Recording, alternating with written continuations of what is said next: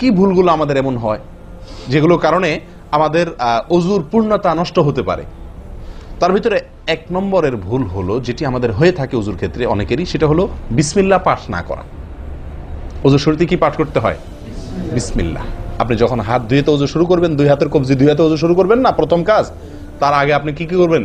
বিসমিল্লাহ। বিসমিল্লাহ বলে হাত ধুয়ে তারপর ওযু শুরু করবেন। বহু লোক আছি আমরা ওযুখানায় ওই গল্প করতেছি, আড্ডা মারতেছি, কথাবার্তা বলতেছি, এই বলতে বলতে ওযু শুরু করে দিছি। তাহলে বিসমিল্লাহ কখন পড়তেছি? বিসমিল্লাহটা অনেক সময় অমনোযোগিতার কারণে, অবহেলার কারণে, অন্যমনস্কতার কারণে বিসমিল্লাহটা অনেক সময় আমরা বলতে ভুলে যাই। অথচ এই বিসমিল্লাহ পাঠ করা ওযু শুরুতে অনেক বিশেষজ্ঞ আলেমের মতে ফরজ। অনেকে বলেন বিসমিল্লাহ পাঠ না করলে ওযুই হবে না, আপনি যদি ভুলে বাদ দেন ওযু হলো না। যদিও সংখ্যাগরিষ্ঠ ওলামাদের মতে এটা না, তাদের মতে বিসমিল্লাহ পাঠ করা এটা ওযুর সুন্নাহ। এটা হলো ওযুর কি? সুন্নাহ।